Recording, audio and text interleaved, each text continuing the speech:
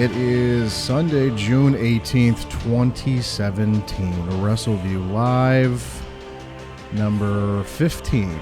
Almost forgot again. We're doing a lot of these every 2 weeks. This is a new record for us, I think. But we're excited to be here. I am Adam Martin, editor-in-chief of Wrestleview.com. I'll bring myself up on the video. Hi, we're on the front page of Wrestleview.com. And we are here on YouTube, youtube.com/Wrestleview Radio, or search Wrestleview. Or we're on SoundCloud and iTunes. Look up Wrestleview Media. We're going to be talking about the SmackDown Live Money in the Bank pay-per-view this evening, which I had a lot of angry tweets tonight. Angry tweets, angry Facebook conversations. The gist of tonight was people being extremely angry, and I'm not really sure why. I thought this was a surprisingly good show for WWE, especially with the conversations we've been having in the last couple weeks with, I don't really listen to a lot of wrestling podcasts these days because everyone seems to have a podcast about wrestling. And now there's like another crop of wrestlers that all of a sudden just got a podcast. But I like to think we keep it relatively honest and open here. And I don't think it's any surprise that most of us are a little down on the WWE product, but maybe it's because of that this show was a pleasant surprise. I don't know. We'll talk about it.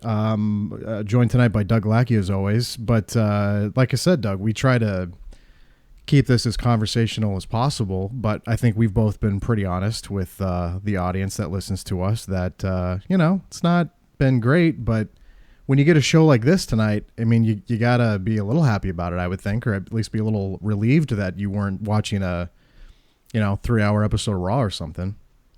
I would like to think that everyone should know by now, if you haven't been listening to us for the past, year and a half to 2 years, that we have always been critical of any kind of product that the WWE puts out there. And we've always made known our complaints about anything that they bring out. I mean, dear God, you'll hear it from me.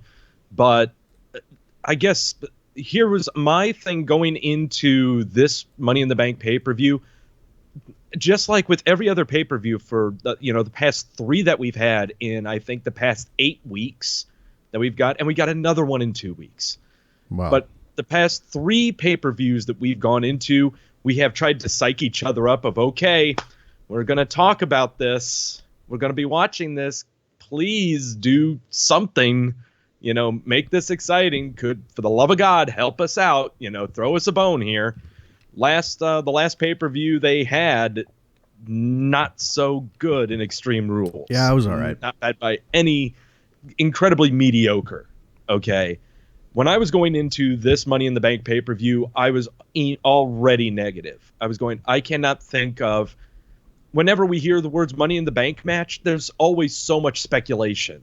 There's already so much everyone talk about, oh, wow, who is going to get it? Who is going to get it? You didn't hear any of that. There's like no hype whatsoever. And then with the women's Money in the Bank match, even that, yay, they announced it, yay, first ever match, but there was no speculation about the match. That's what made Money in the Bank so exciting. This one, God, it just felt like another pay-per-view going into it. But holy hell, thank God this show ended up the way it did. This should rejuvenate some people, I would think. If you're angry by some things, and I can imagine, maybe 2 or 3 things that people would be angry about, but oh my God, be thankful that it's exciting and you're talking about it. For the love of God, it's been boring for the past 2 months. It's been very boring. It's been incredibly boring and passé. Be thankful you finally got something that was unpredictable. I mean, for crying out loud, I don't like saying how long I've been watching wrestling because then that makes me seem, like I'm alienating or isolating people. I've been watching this stuff, for well over 30 years, all since through my childhood, watching it to now. And finally, you see some things that have happened on TV and happened on a wrestling show that have never happened before. And I'm not just talking about the women's match. Of course, I'm talking about how the result was of the match. But dear God, it's refreshing. You should be glad that is happening. Yes, you can react and everything, but for the love of God, get over yourself. It's exciting. It's entertaining. You're talking about it. How about we put it that way? You're actually talking about it. Let's go through it. Let's just go by it that way. I'd also like to apologize. I just came back from the ECW arena. You don't have to. I noticed that right away. I was like, this is wonderful. Yeah. So no reason to apologize for that. Also, I would like to say how much fun I'm having making preview thumbnails for our shows. Just because if you didn't see it, I'm going to put it up on the screen. I was watching, so I've been recapping SmackDown for Wrestleview. It's supposed to be a temporary job, but it's kind of become a permanent job because, nobody wants to do it. Although I might be reaching out to a couple people pretty soon, but that's besides the point. The real point was I was watching SmackDown, Doug, and I all of a sudden see the token WWE backstage shot of someone watching a match because the implications of said match has some kind of effect on their life. So I switch over and I see Becky Lynch watching, I think it was like Charlotte and Natalia or something. But I look over and it was, if I can get it to work, I don't know why it's not working right now. I was watching, it was Becky Lynch watching the screen, but it was Becky Lynch looking at you. So that was, I enjoyed that one. It was very silly. I have had many females give that same studious look. There it goes. Now it's working. I don't know why that was going to a black screen, but for those of you that don't join us on the Facebooks, the Trey and Adam Show Facebook page, it was a blank stare, a very confused look by Becky, and then. But I think even that look that I give is probably the same look I would give Becky if I was looking at her. It was right back at her, so it was beautiful. It was wonderful. And according to Goosey, we're afraid to take phone calls, Doug. Should I even mention the stuff that Goosey says at this point in the Facebook group? Because he just kind of... No, not at all. No. Did you follow Goosey on Twitter? Because it's like following the most ridiculous commenter in the entire world. He just says stuff all day. It's the most ridiculous person. He voted for Trump. What can I say? Well, you can vote for whoever you want to vote for, but the fact that he just... But it says a lot about your character, though. I know a lot of good people that voted for Trump. It's just it was politics. It was what it was. But when you make it part of your character, the veracity at which Goosey tweets is what I was trying to allude to. Is just these angry tweets, and then he'll angry Facebook himself to death. Which maybe I should bring up some of the angry tweets I got for the. You were talking about can you bring up some of the feedback you've been getting from this? So let me. I have to scroll back a little bit, but so. I think you know what we're talking about is the women's Money in the Bank ladder. Now, okay, here's the thing. Mm-hmm. Excuse me for the coughing. I understand why there was a response to it, and the response was anger because they made I will say this, Doug. They made a critical mistake tonight. The one mistake they made, and normally I'm not, let's focus on the negativity stuff or I hate to get into, well, this is what they should have done, Doug. I'm not saying that. What I'm saying is they made a calculated mistake showing a video package about the history of women's wrestling in the company with like Mae Young and Moolah and Trish and Lita. And then they had James Ellsworth do something very entertaining and unexpected, but completely the opposite of what they were attempting to portray. So I do understand why someone would be angry, or they would be like, well, this is total bullshit. Why are they doing this? I understood the response to it, but then the other, my other response to it was like, well, like I didn't see that coming, because you had just mentioned when we started this that there was a lot of unpredictability tonight. I didn't think about, I knew he was going to be out there, but I didn't think James Ellsworth was going to. And what was funny too is, if you didn't see it, there was a reaction to it in the arena tonight in St. Louis. Like literally, they knew possibly what was coming, and when he looked up at the briefcase, the entire crowd started going like, "Yes, do it!" Like they were like literally egging him on. Yeah. So that was also the weird part, was like there was this section of like angry wrestling fans on Twitter and Facebook tonight. But then, like, the audience that paid a ticket to go see the show, Doug, was egging on this possibility of him doing this. Now, I think maybe the perception was, well, is he going to grab the briefcase and then the match is over and then he's the Money in the Bank winner? But he didn't. He just threw it down to Carmella. But there was also, they did do the, referee confusion at ringside of did she win the match? Is the match over with? So that that aspect of it was fine, but holy hell, dude, there was. I mean, I don't know if you were looking at my the Wrestleview Twitter, but people were not happy about this. There are a lot of different angles that you can take from seeing how people on the internet were reacting and how people in the crowd were reacting. I can sit back and go, the reason people were reacting the way they were in the crowd, cheering him on and egging him on, yes, was the possible comeuppance, like of one of the female performers coming up there and beating him to it, kind of pushing him off or putting him down. I can understand how they were trying to egg this on. Yeah, we got to see this car crash that's about to happen. But when it doesn't happen and he ends up grabbing the case, everyone's like, oh, that's what he was trying to do. What do we do now? And you see him just drop it into Carmella's waning arms, and it was great to see also with the three refs trying to jaw with each other what should happen and everything. Yeah. Ellsworth grabbing the mic and just announcing it, and yep, that's going to be the result. There you go. Ellsworth is, head referee. Yeah. That it's all comical. Okay. And just like how you alluded to where they showed the history of women's wrestling and all the ones that came before them and who were their inspirations, and all 5 of them giving their taglines or mottos about why they're in this match and what they're going to do. Dear God, if only I had the foresight in my mind, I would go, this is going to be such the epic troll. This is going to be so great. It is going to be so palpable.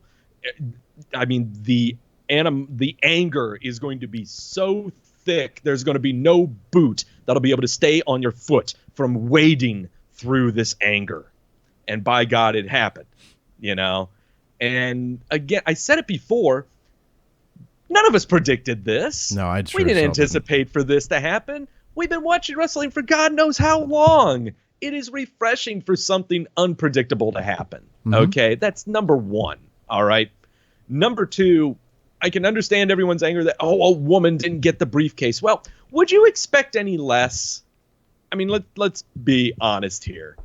This is, the quote-unquote historic match and showing all the history. Would you not expect any less with the writing and anything for something like this to happen? I sure wouldn't. This funny. It puts everyone on edge. What the hell is going to happen? We don't know. For all we know, the briefcase could be null and void. Or there could be... Can you imagine like a faux litigation going on involving this briefcase for 3 months? I mean, these storyline implications are amazing with this. Okay. Number 3, and I get it that everyone's like, but a man grabbed the briefcase. Are we sure that Ellsworth is a man? Number 1. Number 2, he is the perfect guy to do this. He's the weakling. Mm-hmm. He is the weak link of all of the male performers in the entire roster. I mean, he's made fun of constantly. Okay. He is in himself a caricature. Okay. Why would you have a problem with this? Why couldn't you have a problem with this? And besides, he's the second banana to Carmella. Carmella is, he's the one playing him. I think so.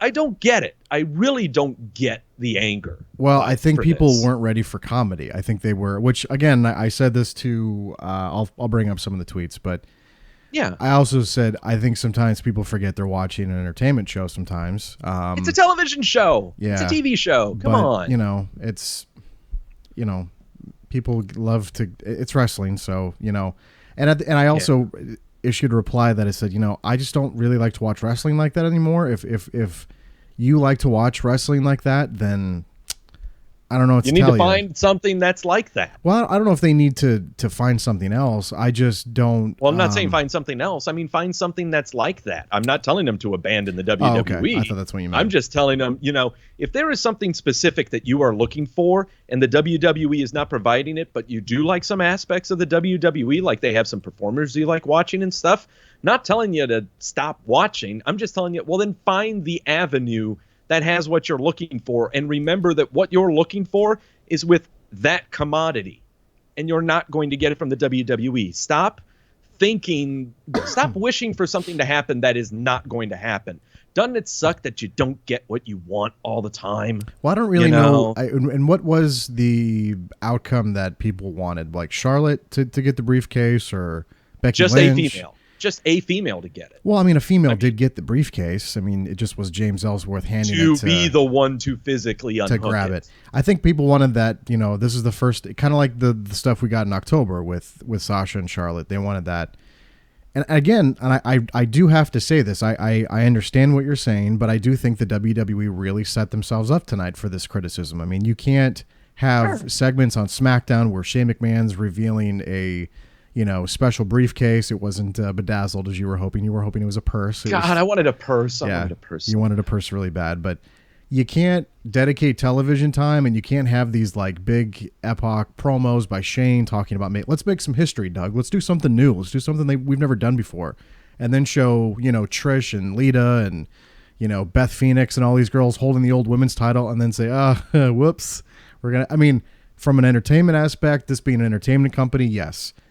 But when you do all that odd buildup, it naturally, it's going to make people kind of scratch their head a little bit. So I'm not upset at it. I do get, though, the anger a little bit. The rest of the show, I don't understand why anybody would be angry at it. I'll be really honest with you. I don't understand why anybody would have watched the rest of the show, wanting to punch a hole in the wall. But they did stretch. No, not at all. They set themselves up a little bit. I mean, you can't do all that Surely set themselves up. Are we expecting the National Organization of Women to step up and say, cast a blight upon James Ellsworth and the WWE? No. Come on. Stop it. Get off your high horse. Stop it. If anything, it's just they'll do, because they showed Shane sending a tweet out, and he's, Shane's upset and everything, but Daniel Bryan's upset. Everyone's upset. Oh, get over, it's a god damn it, it's entertainment. Well, get over yourself. Seriously. You're watching professional wrestling, for crying out loud. Come on. Well, that was the other thing, too, is I had a tweet from Wild Talk Radio where they were basically saying, or I'll put it up on the screen if I can get it to work. I don't know why this doesn't want to work when I switch to the Chrome, but it was basically saying, are wrestling fans not supposed to take things seriously, just like you watch TV shows? If you act like nothing matters when you watch something, then why watching and I didn't say it didn't matter. I just thought it was a little silly that, people were just so, here's some of the tweets. If you saw it, you can look it up, but there was a little bit of a back and forth. And I just said, you're spending time being angry about something. There's no reason to be angry about this. There's just, I don't know. I can't imagine just sitting there and machine gun tweeting and being angry about stuff. And because now you're just focusing on your tweeting, and you're focusing on getting your opinion out there, and you're focusing on the replies you're going to get, and trying to focus on building up a coalition of some kind, completely avoiding the rest of the show. Yeah.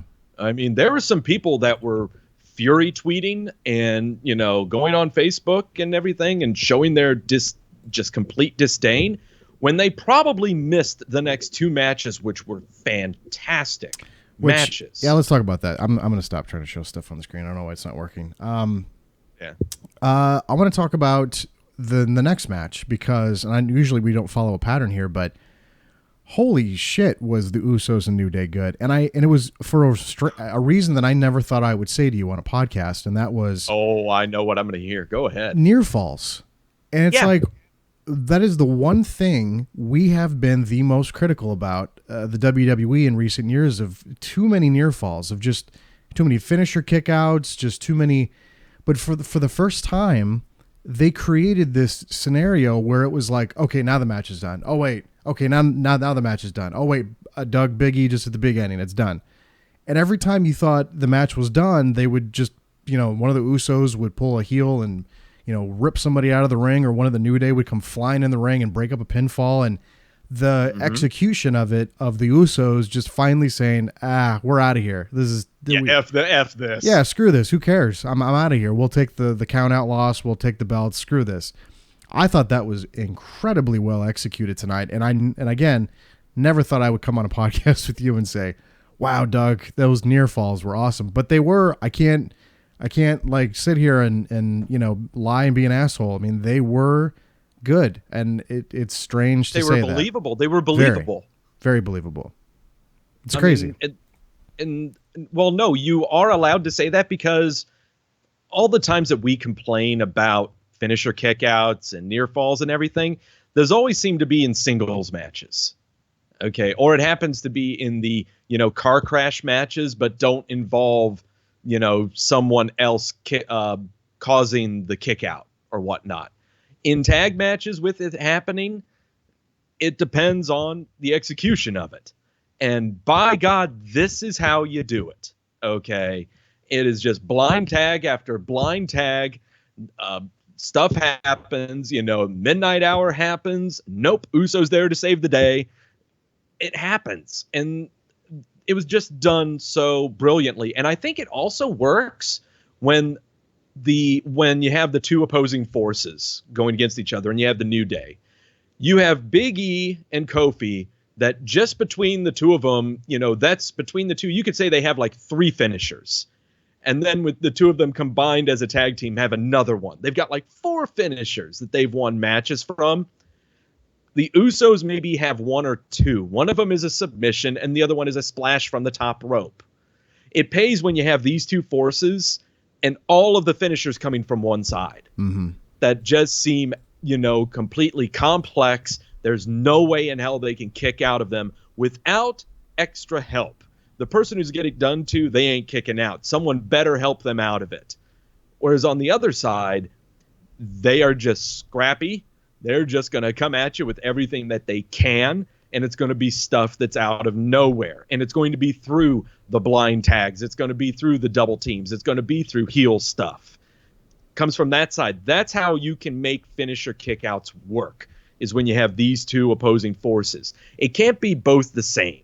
You can't have both forces having the same amount of finishers, putting them to each other with no help from the other side to make the kick out happen. That's where it just becomes so passé and cliche with any other kind of match that you've ever seen from any other federation for the past 10 years. Yeah. Okay. This match made the pay-per-view. This match itself was the reason, if you're going to watch this show again, you queue up this match. Oh yeah. Okay. I agree. This made the show. It was it set a just a insane pace. And I don't know if it was because everyone was so pissed at the women's match before this, but it really set a, like, when people there was some comments on our Facebook that they thought the first hour of the show was bad. I was like, did you not watch the fucking Usos and New Day? You were too busy tweeting and updating your freaking status to watch the show. Like, are holy you kidding me? Go back, seriously, if you didn't see this, normally I don't like say, go back and watch. I'm not even joking. If you watch one thing from this show, go back and watch New Day and Usos. It was incredibly well executed and just everything chaotic from the forefront. Yeah, incredibly chaotic from the forefront. That's a very so good. Very good way to describe that one. Absolutely. So I really enjoyed that. That by far to me was the match of the night tonight. Main event was good, but this clearly just set a insane standard. Really, really insane standard.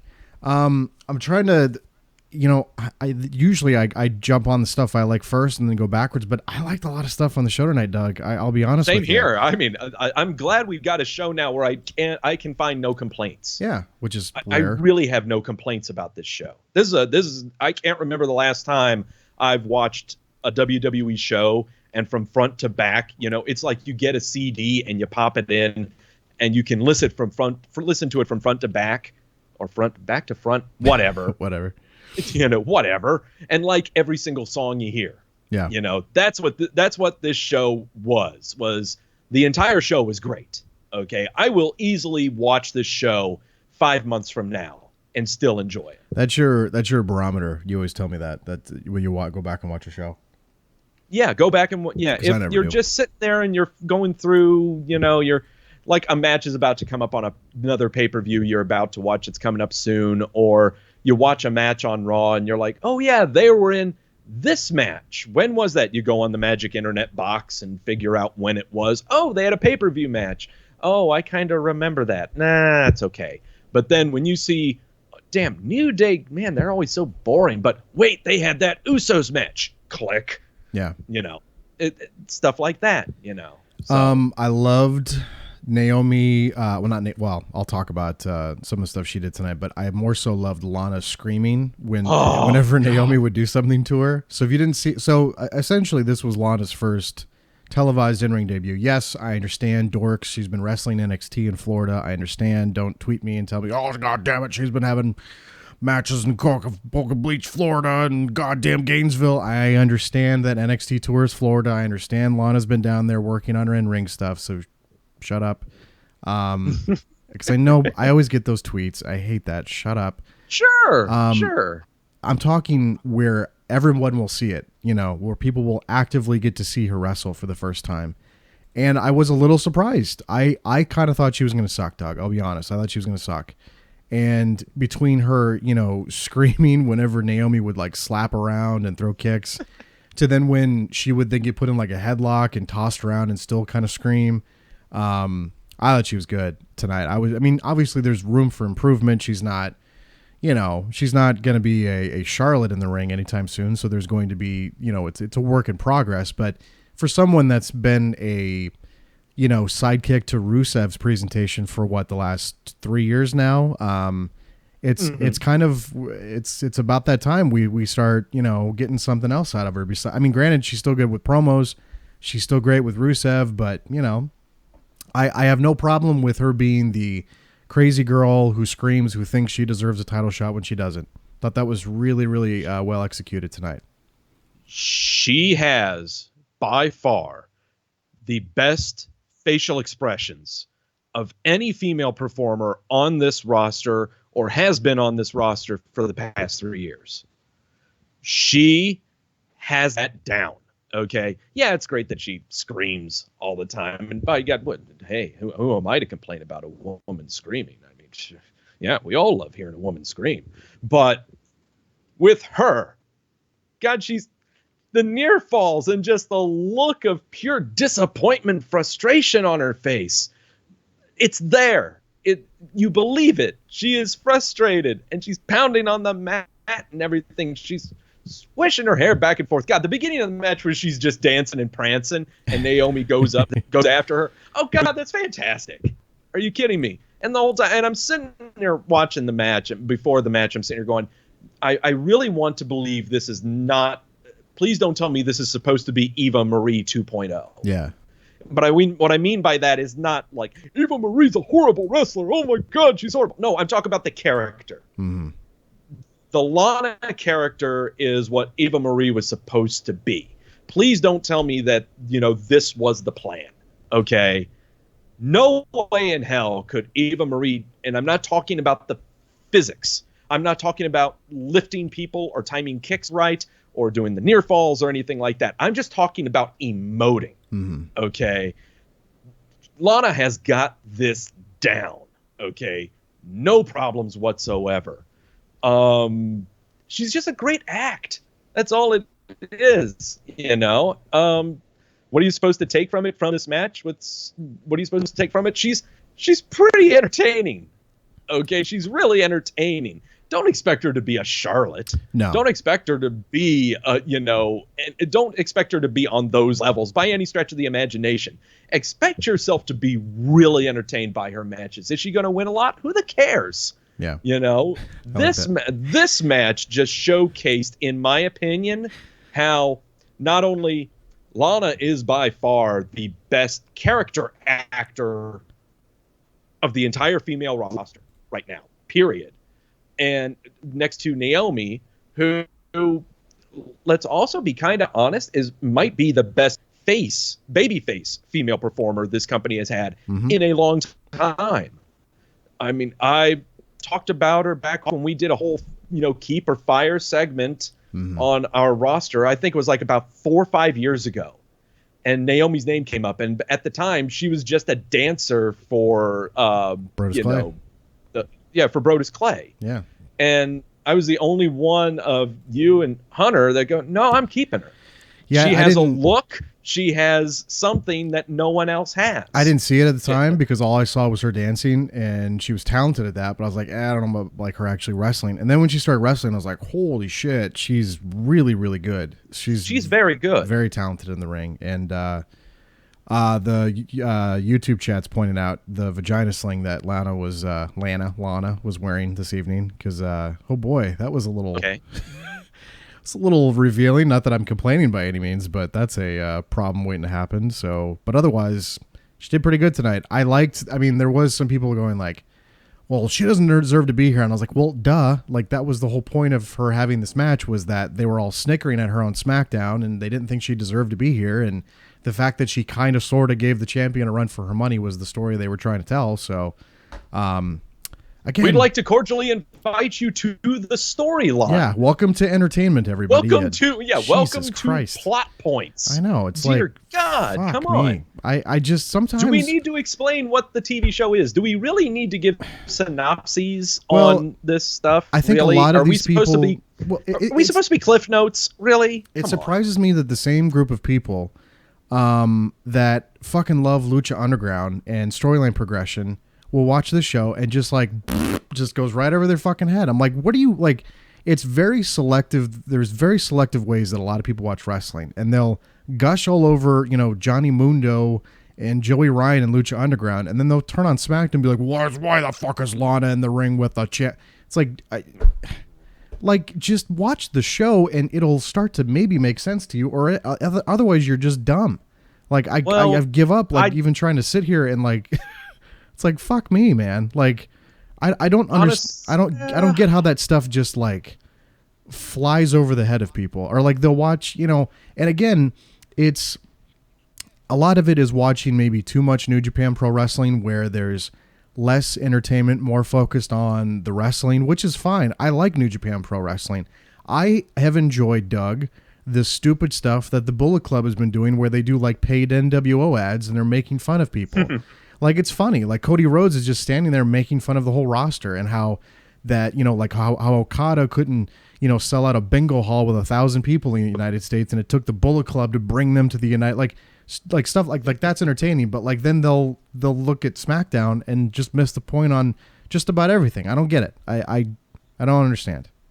Honestly, I think it really boils down to when some people view other federations and other organizations and other entities, all of the stuff that they believe is supposed to happen in a storyline that they're trying to tell is just in the ring, only in the ring. That's only where it's supposed to be. And when it's done in the ring, it's only done through the matches. Okay. And I always talk on here about, the match is supposed to tell a story. Yes, the match is supposed to tell a story. But you need to have more combined with that to tell a story, okay?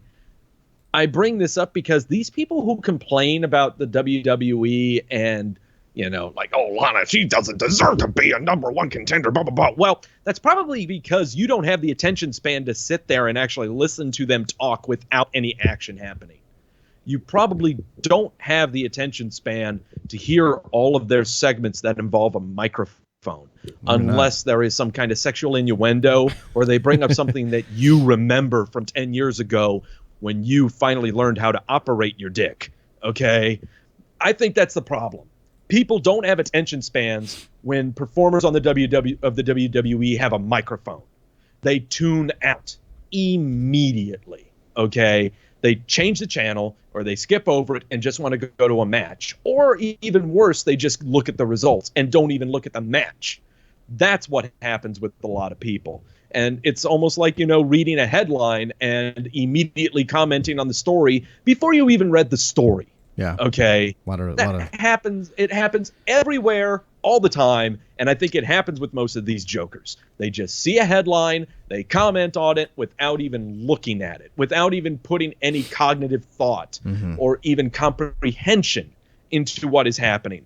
I am not going to sit here and review why Lana got this title match. I'm not going to review what her character is supposed to be or what Naomi's character is supposed to be, because that's for you to fucking figure out. But okay? Doug, how many stars would you give? If you are a fan, you got to figure it out. How many stars did you give the match tonight? How many stars did I give it? Yeah. I gave it 2 New York strips with a dash of horseradish. We should just make up our own star rating system as we review. Well, yeah, shows. we're just going to give our own ratings. Do you wanna That's all, and all our own ridiculous ratings. Can I make your head explode momentarily? Oh, please do. So, do you remember a couple podcasts back I suggested for you to watch Okada versus Kenny Omega from Wrestle Kingdom this year? I remember. And how I enjoyed it. And I thought, wow, they actually did some entertaining entrances, and they told a story, which I was surprised by. So they had and I caught the match too, and it was a fun match. It was really good. They had a second match a week or two ago. I have yet to see it. Haven't seen a single second of it, but I was made privy to the fact that Dave Meltzer gave it a 6-star rating. So not 3 stars, not 4 stars, not 5, but 6. So it literally just broke the rating system, that arbitrage that he created that a bunch of wrestling fans, for some reason, use as like a barometer stick to judge a match. So I want to see the match again because I liked the first one, but now I'm like, oh boy, so you just basically said this is the greatest wrestling match in the history of professional wrestling by giving it that rating. So yeah, I thought I'd let your head explode on that one. The confusion on your face is all I need to know. Yeah, whenever I hear something that's kind of weird like that, you kind of see my eyebrows go completely horizontal. Yeah. No, 6, but he's always done 5, so he is legitimately saying this is the greatest match. Pretty much. Ever. Yeah. So maybe we should watch it and talk about it on a future podcast. Okay. Because he said it was the greatest match in the entire world, basically. And he has said a lot of stupid stuff that's turned out untrue throughout his lifetime and never retracted anything. So, well, who am I to judge? I thought it was fun. It was rather entertaining that he said that. Continuing on with the show, WWE. Actually, wait, before I get to that, I also liked Maria and Mike Kanellis, which he is now taking. I love that he took her last name, first of all. Did you see much of Mike and Maria? I have not seen any of this shit. I have not seen any of their shit. Okay, so none of it. Basically, none of it. So I mean, you saw Maria's run in the company, right? Sure. Okay, so she was ditzy backstage interviewer, and then she. I remember. Okay, you remember. I remember. So when she left in 2010, she started dating this individual, Mike Bennett. They eventually got married, and they had a act together on the wrestling scene. So they had this act in Ring of Honor. They took it to New Japan Pro Wrestling, and then most recently they brought it to TNA before it became Impact Wrestling rebranded. And he was. Now, what is this act? Now, what is the act? So the act they did, I didn't see a ton of it in Ring of Honor in New Japan. It was just a lot of Maria distracting people. Actually, Carl Anderson at one point was in love with Maria when they were in New Japan, so she'd get up on the ropes and shake her butt, and then he would, he'd just start going like, hi, and he would get all shy. So that was kind of fun. I enjoyed that.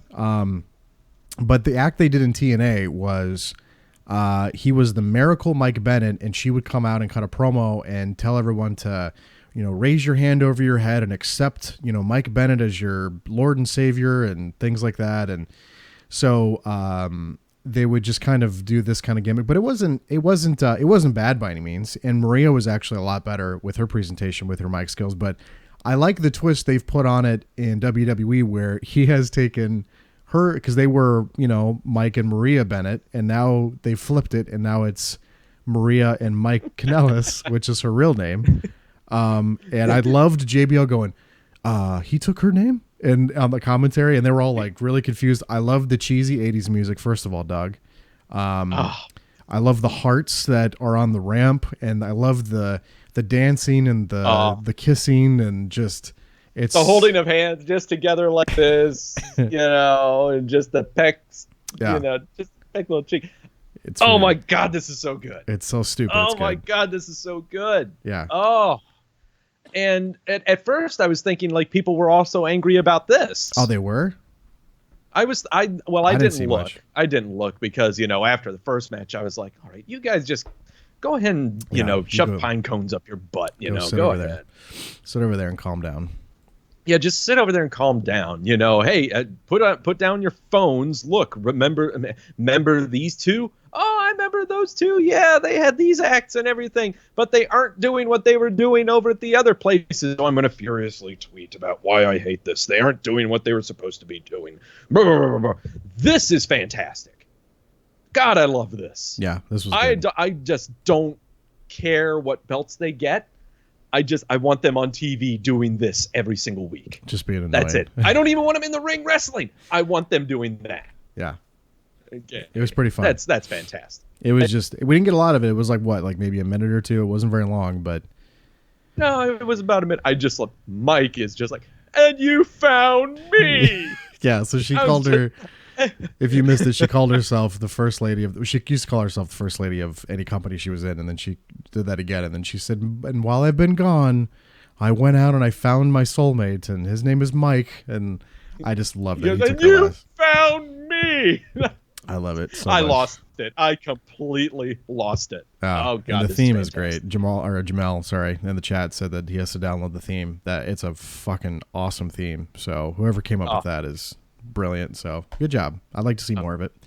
Good place to do it on SmackDown again. But I did see you were just talking about detractors, and they said, well, no, they didn't put goddamn Ty Dillinger on the show, but they put Mike and Maria Kanellis, and so for every positive, well, they had some asshole playing a guitar in the last pay-per-view. Why can't they have Ty Dillinger counting to 10 in this one? They just, for every positive thing that happens or every entertaining thing, they have to quickly go, well, this, Doug. And then it's like, okay, you angry fuckers. You're just...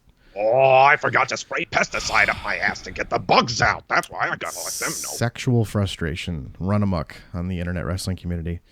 Maria's fucking married. I loved all the legends that they brought out tonight. Greg Gagne, Larry the Axe, Baron Von Raschke. I see Larry and Baron Von Raschke pretty much every year in Iowa because they always come to the Hall of Fame. But they're fun to talk to. Those are really cool guys. Sergeant Slaughter was there, Cowboy Bob Orton, Ric Flair. They wanted to have Harley race, but if you weren't aware, he broke both of his legs at home a couple weeks ago. And he's not doing too well with the recovery. So obviously they wanted to have Harley there, but didn't work out too well. Yeah. But I liked the idea of lining up all these legends before, Randy Orton goes out there to take on Jinder Mahal. And I have to tell you, dude, they had a good match.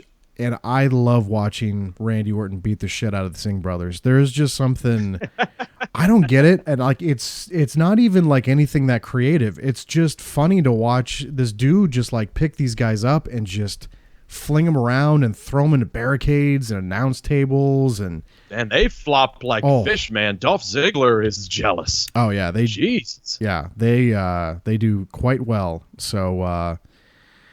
Yeah, man, I really like the match, and obviously I was not expecting a title change because of how full bore they seem to be going with Jinder right now, and God, Jinder's presentation, like the entrance that they've been doing for him, and oh God, that entrance is fantastic. Yeah, man, promos are even good. before with the Singh brothers being up there, and they got all the neon colors and the Bollywood stuff going on behind them, and then just fade to pitch black.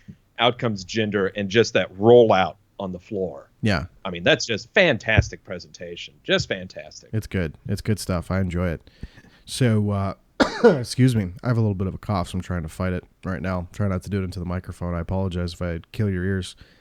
Adam, what do you know? Oh, you don't know nothing. I have to see if I can pull up the dude who was, let's see if I can get it up here. Did you see the reaction shot when Jinder won? There was a...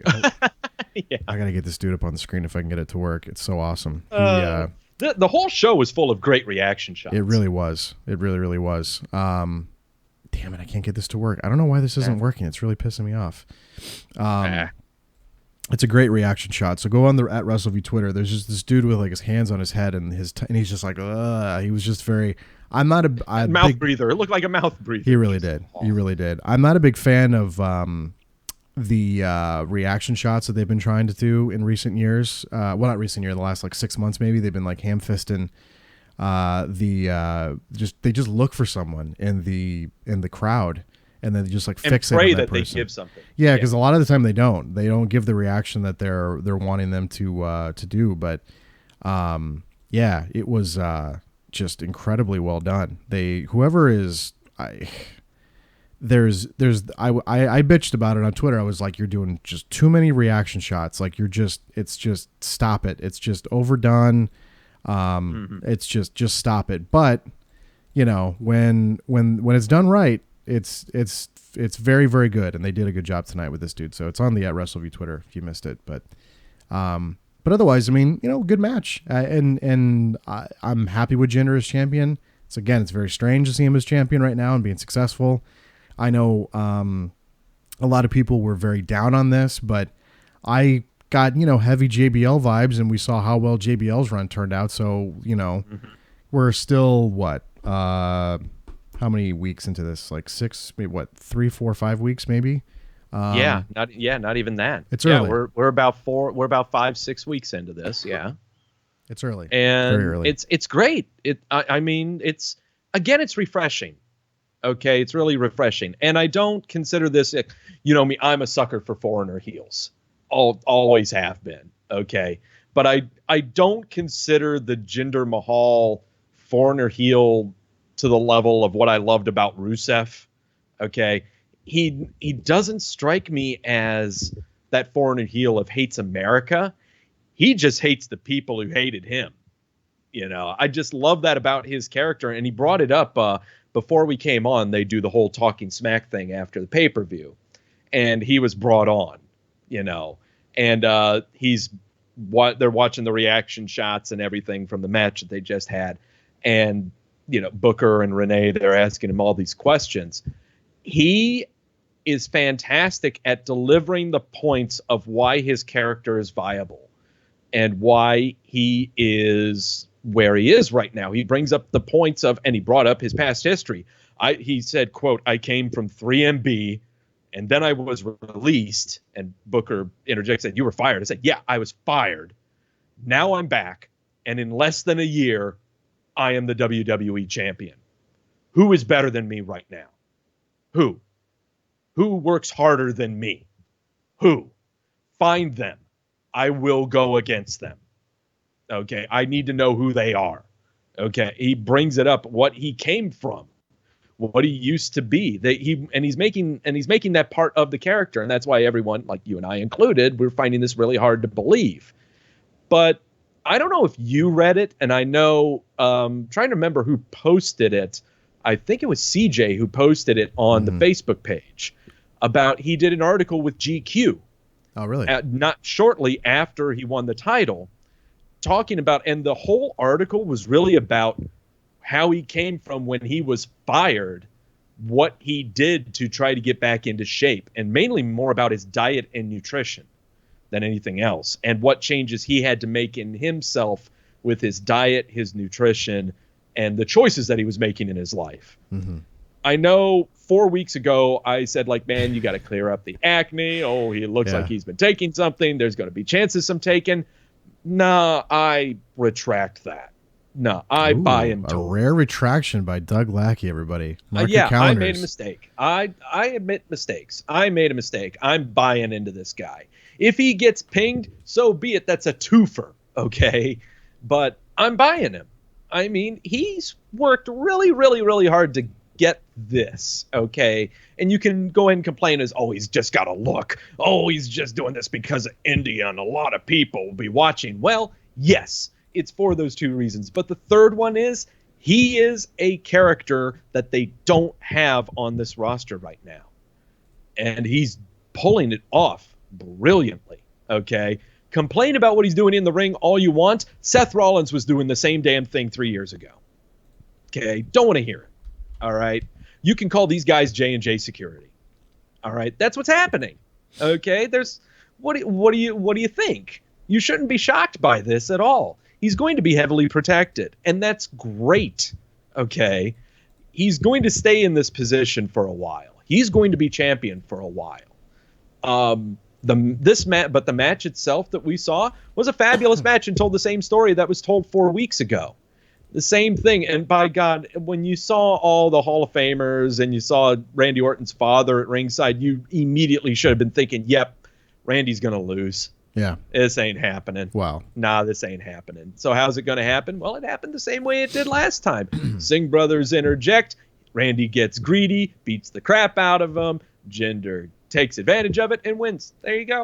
There was a quote, I guess, and I don't know where the source was for this, but Bronx shared it on the SNS Radio Network group about 10 hours ago. And this is what Jinder said on steroid accusations. He said, "Would you like to see more of the work and training that goes into being the WWE champion? Thinking of making this a regular occurrence. I'm sure some of you will suggest I don't, just so you can continue making steroid and wellness policy comments without seeing the work that goes in an attempt to temporarily make yourselves feel better about the discomfort you have with yourself as a result of all the work you are not doing. But please, if it makes you feel significant in any way, keep them coming. I know I look good. Just know that it will not improve your body or confidence. Only getting off the couch and doing the work will." So that was from Bronx over on the SNS Radio Network group. And I mean, yes, obviously it does. I've listened to people. Here's the thing. When you look at somebody and you have to ask the question, 9 times out of 10, yes, the question you're asking is accurate. At the same time, though, it's like, I kind of don't take the wellness policy too seriously after all the Brock Lesnar stuff last summer where, all the part-timers have exceptions. So I kind of went, okay, so all that bullshit you've been feeding me for the last decade about how serious this wellness policy is, it's really not all that serious. It just kind of depends on who they want to, apply this to. Granted, they will pop someone like a Roman Reigns out of nowhere, and that'll, kind of screw up the plans and, stuff like that'll happen. But yeah, I would be a little upset too if I was him, where if you have, a bunch of, fat neckbeards on Twitter, yelling steroids at you when he's making the point that, well, you're not doing anything. You're just sitting on a couch. You're just tweeting away. You're not eating healthy. You're not exercising. You're not doing any of this stuff. It's easy to have a loud voice on Twitter and hide behind an avatar and a fake name. And I'm sure he gets a lot of that stuff. He probably sees, stuff I'll never experience, So I get what he's saying. I totally I understand, and I'm all in too, man. I know that people have been, and they're not wrong to say that. Yeah, they're trying to jump into the India market right now, and you see Impact Wrestling doing that recently, taping a bunch of television in Mumbai. But so what? I mean, they needed to do something. Randy was terribly boring as champion. So, I mean, it's either another, 2-3 months, Doug, of Randy taking on somebody else and being boring, or you have a dude coming out in a black turban covering his face, having 2 guys announce him, having graphics slowly reveal themselves and, scary Punjab music, and then him cutting promos in his native Punjabi and coming out of limos, and they put a fucking rug in the ring, Doug, when he walks in the ring. And it's it's just awesome. The video describing this match, like, the video intro they did, like you said, that, subtitled in Punjabi and showing, it seemed like a slideshow of, all the stuff that's happened with between Randy and Jinder during this, but having it to where you mesh in those subtitles and the narrator speaking in that language with the stuff. That was one of the better intro videos I've seen in a while. That was really good. Everything that's happening with this character is fantastic. Good. This is going to be going on for a while. People need to stop. I'm immediately quashing any kind of accusations that I may have because, number one, again, who in the hell am I to talk? Okay, but also, number two, I am not doubting how hard this guy worked. Mm-hmm. I really can't. He was fired.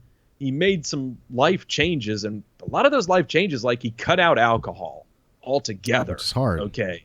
That's really, really hard. Yeah. Okay. And you can just tell, just reading that GQ article, I highly, highly recommend it. Okay. It really reveals a lot about him and this point in life that he is right now. He realized that, holy hell, honestly, he realized if I don't do something now, I have nothing. Mm-hmm. I've got to do something to change myself, or else I don't know what I may not be here. I need to do something. I got to take advantage of these opportunities that I have. Mm-hmm. And so it shows, really, he does have an incredible work ethic. He really does. Okay. And I would have never expected him to be in the position that he's in right now. I mean, if you would have told him, I mean, God, if you would have, I mean, I would have laughed at you. I was like, Jinder Mahal, no. I remember even when he first came back, we were having conversations like, you know, what are they doing with this guy? Like, he's having matches with Rusev, and he's getting... Yeah, he was shoehorned into a stable team with Rusev. Yeah, and, you know, he's got these weird... Yeah, like, they just brought him in, you know. There's got to be a reason they brought him in. Yeah, I was hoping for something, and, well, we got it. So, yeah. Thumbs up for me with Jinder Mahal these days. Oh, yeah. Let's talk about the main event. Money in the Bank ladder match. AJ Styles. Okay. Dolph I Ziggles. didn't get to sing Nakamura's goddamn theme song. Baron Corbin can go to hell. I thought, okay, so first of all, it was Styles, Ziggler, Sami Zayn, Kevin Owens, Nakamura, and Corbin. And they had Corbin attack Shinsuke right at the onset. And Amen. What an awesome call that was. How awesome was that? And I love that they did the thing that everyone wanted to see, because that's become the attraction is Shinsuke's entrance. And they just cut it off. I'm saying fuck a lot tonight. I'm sorry, everybody. I don't know why. They just cut it off immediately, like right away. And it was just go, nope. Nope. Like, it was just so well executed. And then to have that as a callback, as Corbin is, you know, just beating the shit out of everybody, and then to have the song hit, and then to have him look over and go, oh man, it was just really, really, really good. The match was really good tonight. Holy shit, by the way, the bumps that Kevin Owens took tonight. Oh God. What was that, an exploder he took from Sami Zayn on the ring apron? He pretty much landed on his neck, and then he took that nasty fireman's carry from Styles over and he hit that ladder so hard, Doug, and then he just popped. And I loved his effectiveness of hitting it and then popping up and then just having that like, and then just falling over. Like, that made it. He sold that. I mean, he didn't have to sell it too much, because, you know, that looks like that really hurts. And I'm sure it did, but he took some nasty bumps tonight. You know, they doing pulled what was it? Sammy tossing him from the top rope into the opened up ladder. Yes. Yeah, there was that spot. I mean, I want to say, of all the spots that were done, I think it was Owens and maybe even Styles took some of the hardest bumps. They really did. The AJ one where if you didn't see it, they did the spot where he was reaching for the briefcase. The ladder gets pushed over by Dolph Ziggler, so he decides to hold on to the chain, and he's just kind of dangling there, and then you see him... He's climbing up, kind of. He's trying to climb up. He's trying to grab the chain, and then he starts to slip, and then he's hanging on, and then he just takes a straight, like, shoulder thud to the ring, and, like, just the thud of him hitting that was crazy. And, I mean, I've seen him do these crazy bumps in TNA, but it's like, man, you kind of wish he didn't do that so much in TNA, so his body... Because he's going to have a messed up body when he's in his 50s. I mean, just no way around it. I mean, he's really put his body through a lot of punishment, especially in the X Division days of TNA. But man, I'm glad you brought him up too, because he took some nasty ones as well. I mean, everybody tonight was just working really, really hard, and it showed. Yeah. It was good, except for Nakamura. He didn't do jack. Well, he didn't have to, because they did that execution so well. I mean, they didn't... Well, I'm just throwing that out there as a caveat. You know, everyone's talking about how great Nakamura is. Well, what did he do? I'm just throwing it out there. No, it's true. He didn't do a lot tonight, but I liked how they used him, though. I mean, that was a really good idea to say, you know, let's save him and bring him back in as the callback, and it was really good. And then Baron Corbin winning, which, you know... The theme of tonight was kind of like, okay, I didn't think Carmella would win, and she did, and I didn't think they were going to give it to Baron. I thought they were going to give it to, like, Nakamura. I thought they were going to maybe give it to Styles. I thought even Sami Zayn was a stronger possibility, but Baron does make sense because they're very high on this guy, and they've been having him work with, you know, bigger names in recent months, and they clearly have some kind of a plan for this dude. There are times where I think Baron is just about there, and then there's other times where I think, oh, okay, then maybe this is good. We calm this down a little bit. There's obviously a lot to be desired there, for me at least, with some of the promo delivery with him.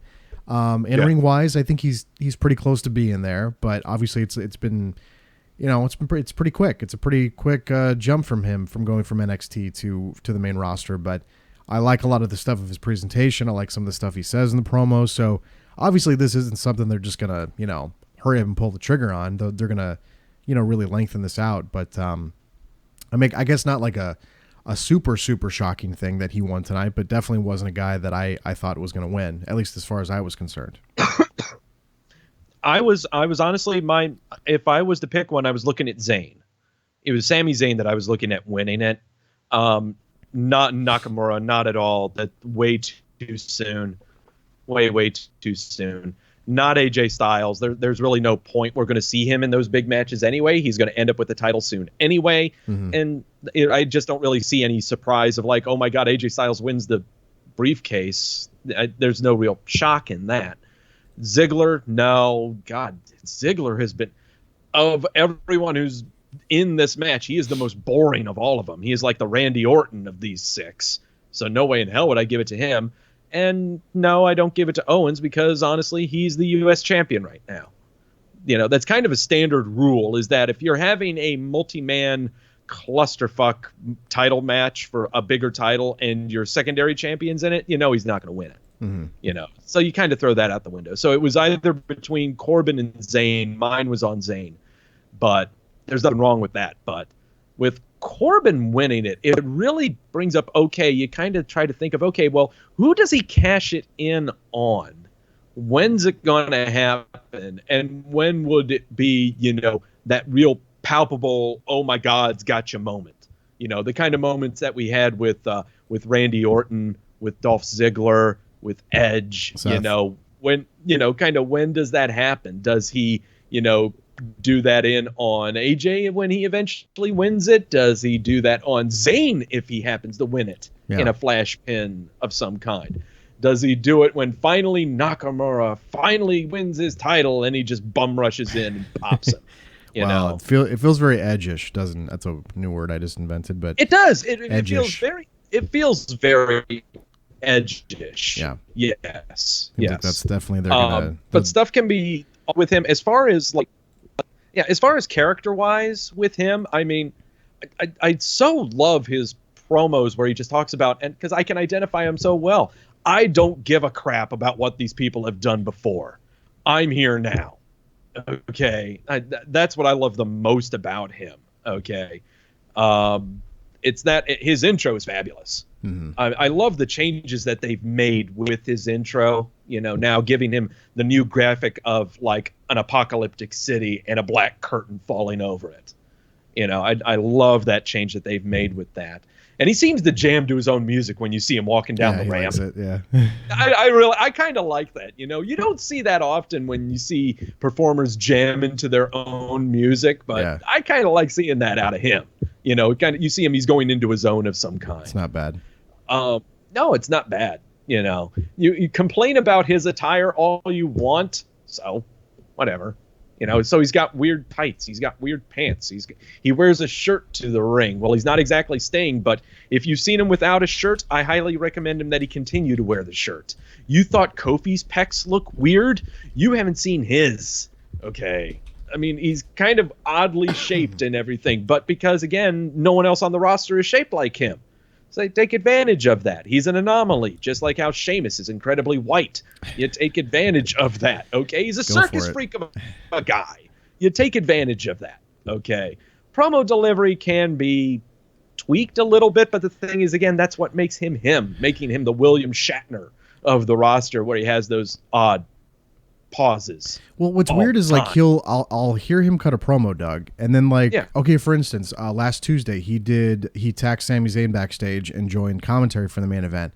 And when he was on commentary for the main event, he sounded so normal. He sounded like he was having fun. He wasn't trying. So I do think there's aspects of the scripting nature, which we've already ranted about on a previous show. About sometimes when someone writes something for you, they say, okay, you need to say this, Doug. You don't feel like it's your own words, so then you remember the words, and then you kind of sound like a robot when you say the words. And then when he was on commentary, it just sounded like they said, just go out there, we'll probably feed you some stuff, to say, but just kind of talk. And when he just talks, absolutely phenomenal. He just kind of was more of himself out there on commentary. So You need to just see some of the stuff he's done on Talking Smack. Yeah, I've heard that. Some of the interviews he's given on Talking Smack have good. been absolutely fabulous. I mean, he is great at that stuff. But yeah, like you said, when it comes to the scripting, here's the interviewer. Well, here, what do you have to say, Baron? Yeah, he's incredibly robotic. Yeah, which is this, that's the new world we live in now with the over scripting, which I'm not a big fan of, as you know. Yeah.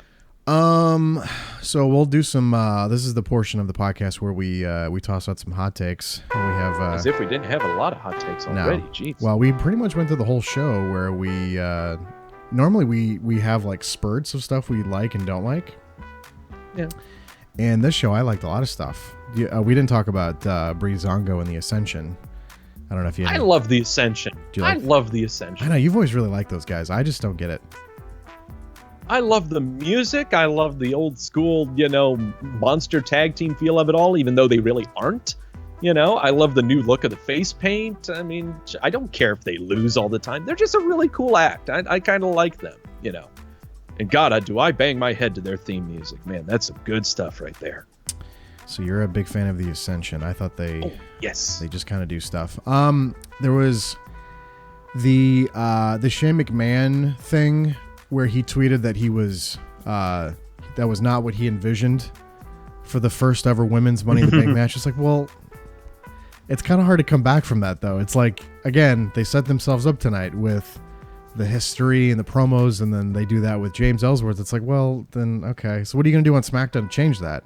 Are they going to take the briefcase away from Carmella, or I don't know. No, she cashes it in. Which I did like her. Before they even do anything about it. Which could be fun. I liked her teasing the cash in, by the way. That was kind of fun. If we're going, no. Well, okay, yeah. I'm good. We have a hot take from, I think is that Ebony in the chat? Ebbe. She says, as a woman, I want people to shut the hell up about the way the women are booked now. These people probably wanted Hillary to win just because she was a woman. Hear her roar, sexist fucks. Oh boy, Ebony's just going hard with her hot take tonight. God, Ebony, I'm gonna make you the stiffest Cosmo. I like that hot take. That was a good one from Ebony. Thank you. Yeah. I have another hot take proposal. Do we do a podcast 2 weeks from this evening talking about and reviewing Impact Wrestling's Slammiversary pay-per-view? Because you said, and I quote you said, we'll be back here in 2 weeks. So you sound pretty pumped about this, Doug, about watching. It's not TNA anymore. It's Impact Wrestling. No, it's always TNA. Well, it's always be TNA. It's TNA, but they don't call themselves But TNA. We'll still always laugh at it, though. Yes. Man. Well, okay. Now, granted, I did just come back from the liquor store with a handle of Captain Morgan and another handle of my Johnny Walker. So I am plenty stocked if we do this. Here's the thing. Do you want to go over with the people what we thought the format of this would be? Yeah. So we could talk about that a little bit. So I had an idea. Yeah. And we'll float this idea. And the nice thing is I have kind of a nice little holiday break because that bleeds into the 4th of July. So I don't have to be up, at the ass crack of dawn on Monday morning. There you go. So alcohol obviously sounds enticing when we're watching. But I had an idea of, and again, if this doesn't sound interesting, by all means, let us know now in the chat, or you can tweet at us at Adam Wrestleview, at Doug Wrestleview, or at Wrestleview, whatever Twitter account you so desire. Of streaming as I recap the show, but Doug kind of in the driver's seat a little bit. So, the concept would be I would be at my desk as I am. I'd be recapping the show, but Doug would kind of be running. He would be the driver in the car, essentially. I would chime in, like when a match is over, I'd say, "Oh, Doug, what'd you think?" Or Adam, what'd you think? And then we would talk, and then I'd go back to kind of doing my thing. But it's basically, guys, what's going to be happening is while the show and the matches are actually happening, Adam's going to be tippity tapping away doing his recap. I'll make sure to keep my microphone off. Yeah, you'll have your microphone on, Yeah. but I'll be giving my little one-liners and comments like I used to do with the funny ha-has. Mm-hmm. Like mystery shooty shoot theater that we used to do.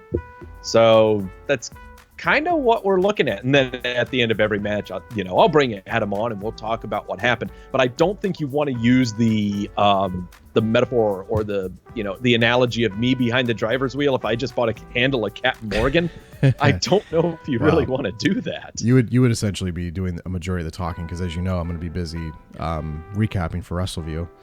Unless I get somebody to help me out. Jason Amico did step up and say he could recap the pay-per-view for me, so we could just hang out for 3 hours on YouTube and watch the show live and just sit here and talk as we're on YouTube. But I don't know. It's actually, Goosey just mentioned that. Yes, I could get Jason to recap it. That was the only obstacle. Was it was going to be kind of hard for me to be sitting here recapping, updating Twitter, and then trying to chime in with Doug. I could, but I don't know. That's really tough, though. It is tough. It's a lot of work. So kind of what Goosey was saying, we were thinking like a live environment where we just kind of hang out with you. So instead of like hanging out on Facebook the whole time, you could just hang out on our YouTube chat and just kind of be tossing stuff at us, and then we're on live. And then we could take calls too. It's like all the stuff they do on Twitch. You're watching people have fun, and you're having fun watching other people have fun. We won't be there you go. showing obviously the pay-per-view because we would get in trouble for that. No. But the one they sing is the pay-per-views on the Fight TV app, so I can just dial that up on my Roku, order the show, and boom. So it's a thought. So we were gonna float that out there and see what people think. It's not so much a hot take. It reminds me of like riff tracks. It's what the guys from Mystery Science Theater did, where they made like a soundtrack that you're supposed to play alongside a movie that you're watching. Okay, so like you're not necessarily going to be seeing me and the show next to it, and you're going to be watching that. That's kind of illegal. Very illegal. But it's basically, imagine you watching the pay-per-view and you'll be hearing me talking, and then you'll hear Adam chime in and all of that good stuff. It'd be very illegal if we did that. So yeah, we can't do that, guys. Sorry. We got one vote from Goosey. He gave it a thumbs up. Thumbs up from Goosey. He'll vote for anything. Well, he'll vote for anything. We know that. Jamel had a hot take. He said, I love Roman Reigns acting like a bit of a heel on Twitter. It's actually kind of funny. Yeah, he's been healing people. Have you been seeing what Roman's been saying? That is some fabulous stuff right there. Yeah. That's fabulous stuff. Oh, God. Yeah. Him revolting on the neckbeards is great. I do love that when he gets mad at the neckbeards. Bronx with a rude comment said, in trouble for what? The 4 people that would buy the show and report you? It's probably true. It's not a lot of people probably ordering Slammiversary, but yeah, it's really. We thought we would float the idea out to everybody and see what they thought. So there you go. Let's go to the Twitter machine and see what people are thinking about the show tonight. I had I thought I had something up here. Let's see if I can get it. 30. Oh, it's a thumbs down. Well, I have the thumbs in the middle, which you don't like. But 36% thumbs up, 38% thumbs in the middle, 26% thumbs down. So it's a very, it's more happy responses than I thought maybe, but I don't know. No, there's 38% of people just won't admit that they liked it. Maybe. I don't know.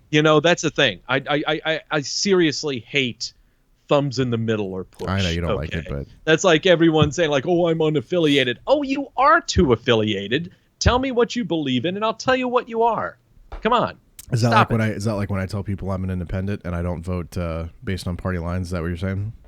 No, what I'm saying is you're not independent. I mean, there are some things on some platforms that you agree on. Oh, okay, yeah, but there's going to be something dominant. But my contention to you, because you had a different stance on it last time, was would you go back and watch the show? And I'm not a big person that goes back and watches pay-per-view, so that was irrelevant to me. But to me, like the last show we covered, Extreme Rules, there was like 2 things on the show I really did like, and the rest of it was just very meh, so I gave it a thumbs in the middle. Whereas tonight, I gave it a thumbs up because I liked pretty much everything on the show tonight. So it was a solid thumbs up for me. So I feel like you have to have that little buffer in there because you can't just love everything or just hate everything. You got to kind of... Well, no, I'm not saying that. It's just, would you go back... When you think of this show, will you think of one important thing that would make you want to go back and watch this show? Probably, like Extreme Rules, there was nothing. No, there's nothing. I don't Extreme think I would. Rules had absolutely no reason to rewatch it. I might go back and watch Orton and Jinder maybe just because I like the Legend stuff, but I don't know. I'm not a big person that likes to go back and watch it though, so I'll go back and watch Lana and Naomi in slow motion. Well, Reddit already took care of that for you. Apparently, there's a screenshot floating around on our YouTube channel. So if you I've already seen about 2 or 3 of them. If you want to see a little bit more Alana, it's on the Reddit. So there you go, everybody.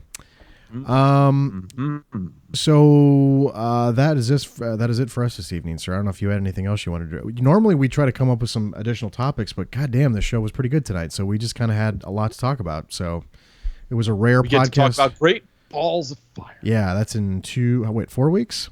Yeah. Well, yeah, it's in 4 weeks. Yeah. Or 3 weeks rather.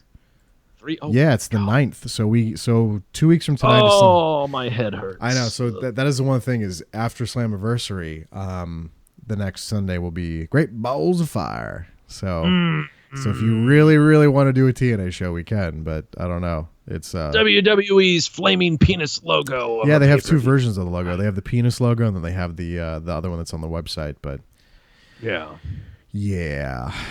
So there's a lot of shows. I'm gonna look at what's the schedule again on. What is after Flaming Penis? After Flaming Penis, there's supposedly the Battleground pay-per-view on the 23rd of July at the SmackDown show. And how many weeks is that?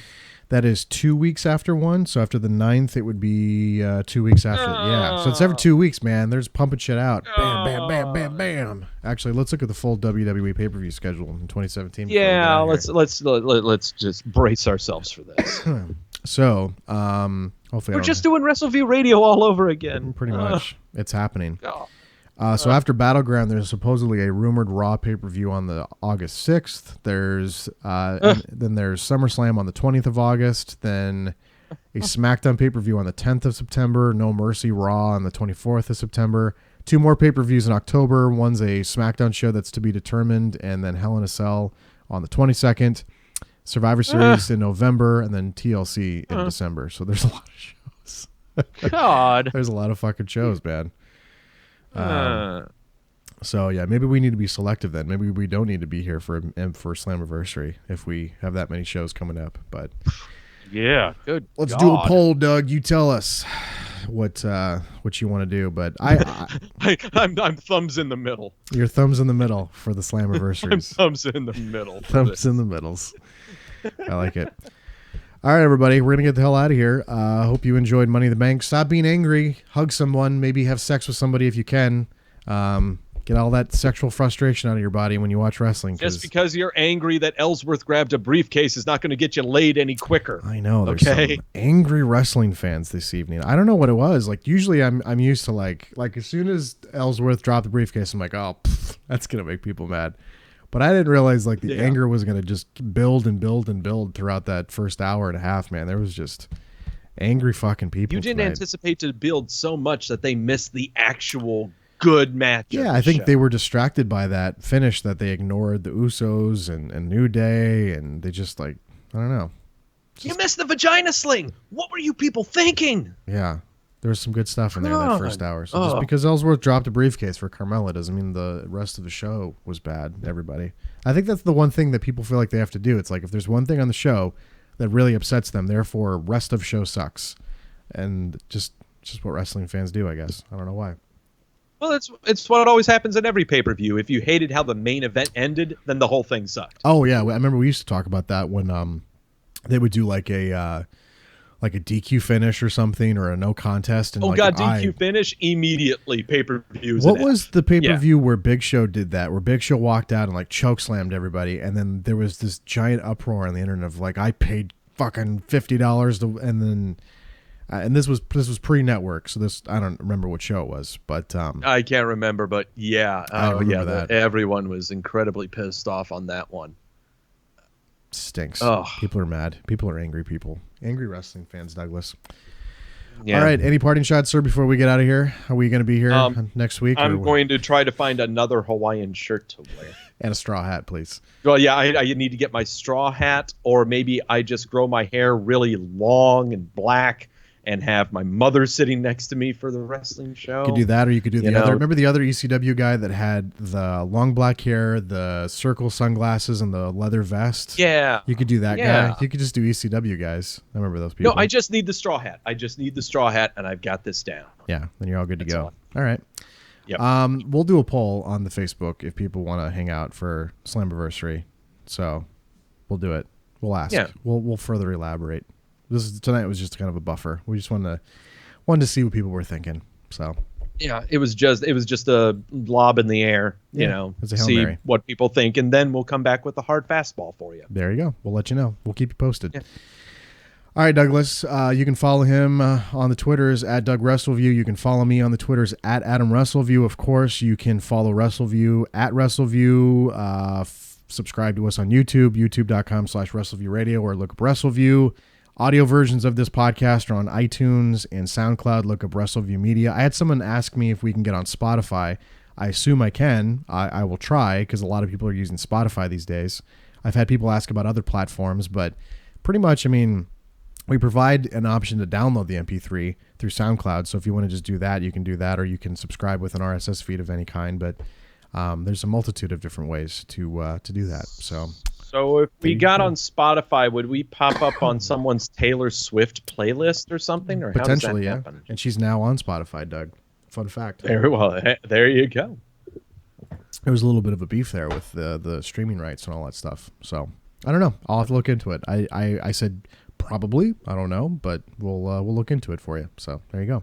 It's amazing how much you get rid of your ethics when you need money. Yeah. Exactly. Although people are making too much money with Spotify these days, but Spotify, for Bronx that is not aware and anybody listening, is a music streaming platform like Pandora. So I actually just started using it in the last 3 months, and I love it. It's great, and I enjoy it. I haven't tried it yet. I ought to try it. They had pretty much every artist you can think of on there. You just kind of craft your own playlist, and you can either stream it or download it directly to one of your cell phone or whatever. So there you go. That sounds delicious. It's delicious. It's delightful. It's delightful. It's wonderful. Delightful. Wonderful. This xylophone is exquisite. It's exquisite. It's tremendous. I just saw an interview they did on the network where they desperately want to try to bring that to WWE programming, but we'll see if they do it. I don't know. Yeah. Yeah, it'll be fun. Maybe we'll find out. They said it'd be the most extraordinary, tremendous, or wonderful, everything. Superb. Oh boy! All right, I got to get out of here. I'm going to keep coughing. So Don't die. We'll keep you posted on the Facebooks if we'll be here 2 weeks from tonight, rather, for Slammiversary, Impact Wrestling Slammiversary, complete with Don West on commentary and Scott Steiner on the card. Oh boy! I feel like those are two things I can sell you on right there. Scott Steiner calling people fat asses, and then Don West just selling just see stuff more to random. Ha! He called Abyss a fat ass in a promo from this past week, if you caught that. So I'm kind of sold on watching Scott Steiner back in action, to be honest with you. So I want to be a hater, but I can't.